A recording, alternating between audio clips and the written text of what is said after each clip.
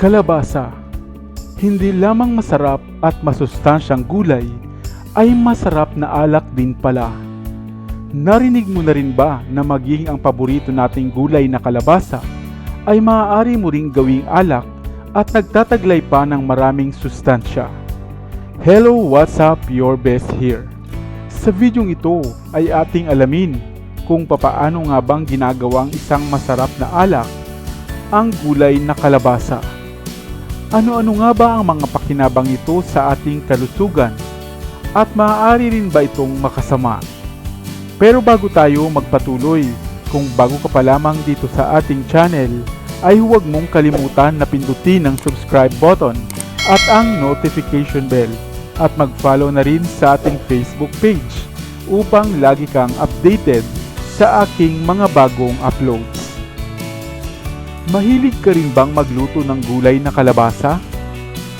Malasa, malinamnam at masustansya.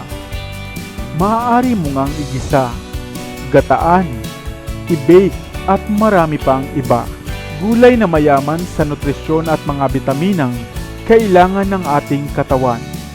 Isa na nga bilang pampalinaw ng mata. Subalit narinig mo na rin ba na ang masarap palang gulay na ito at nakakalinaw nga ng mata ay isa rin palang magpapadilim ng inyong paningin kapag nalasing ka na ng alak buhat nga sa bunga ng kalabasa. Sapagkat sa ilang bahagi pala ng Amerika at gayon din sa China ay kanila ngang ginagamit ang mga bungang ito ng kalabasa sa pag-ferment at pagproseso ng pumpkin wine, unang alak buhat sa kalabasa. Sa oras nga na mag-matured ang mga bunga ng kalabasa, ay kanila itong binubutas at pagkatapos ay nilalagyan ng yeast at asukal saka muling isinasara.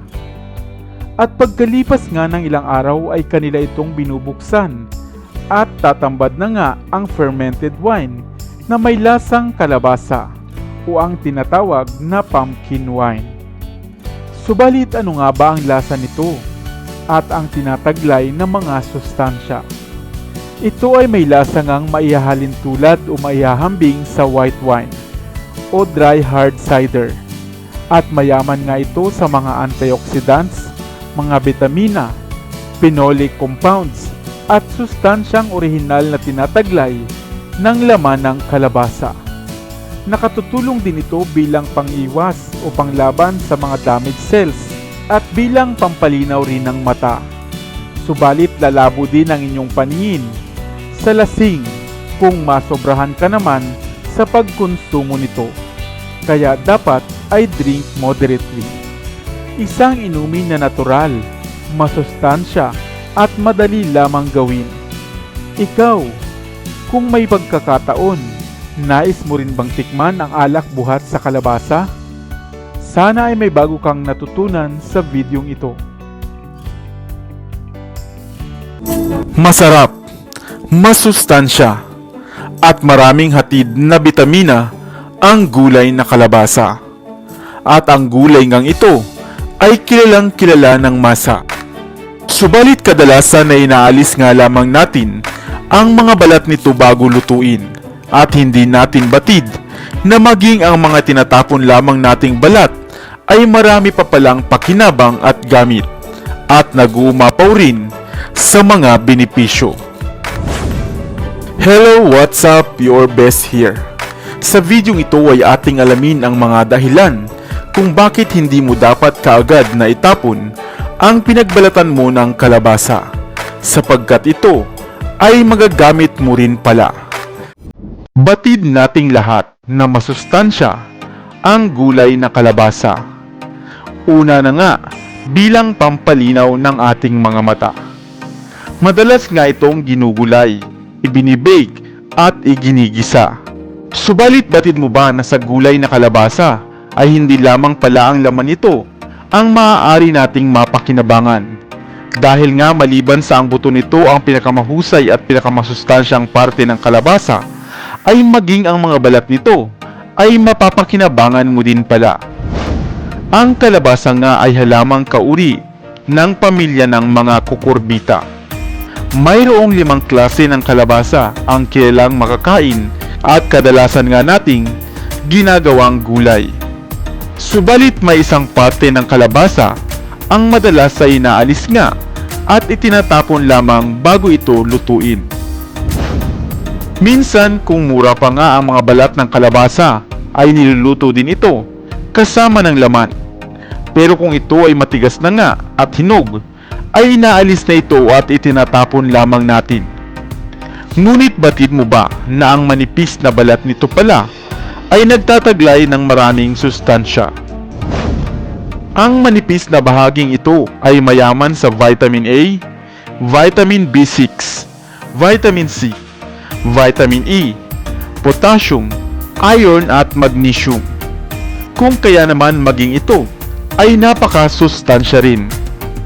Ang mga inaalis na balat nito ay maaaring itabi, balutin ng olive oil at mga seasonings at saka i-bake ay isa ng masarap na chips. Mas marami rin ang fiber content ng mga balat ng kalabasa. At dahil low-calorie food ay maituturing nga ito na isang mahusay na pagkain para sa inyong pagpapapayat. Maaari mo rin itong i-blender o i-puree upang gamitin sa mga sopas. At minsan rin ito ay mainam na pampalasa o pampalapot sa mga ginagawang jam at mga palaman. Maaari mo ring gawing peel sa mukha ang balat ng kalabasa na makatutulong nga upang mabawasan ang mga dark spots. At gamit nga ang mga balat na ito ay mapapanatili nating dehydrated ang ating mga balat sa mukha at upang maalis nga ang mga pinoproblema nating acne. Kaya sa susunod na magbabalat ka nga ng kalabasa o ng gulay na kalabasa, ay huwag na huwag mong basta itatapon na lamang ang mga balat nito. Dahil nag-uumapaw rin pala sa napakaraming gamit. Ikaw, inaalis mo rin ba ang balat ng kalabasa tuwing ikaw ay magluluto nito? Sana ay may bago kang natutunan sa videong ito.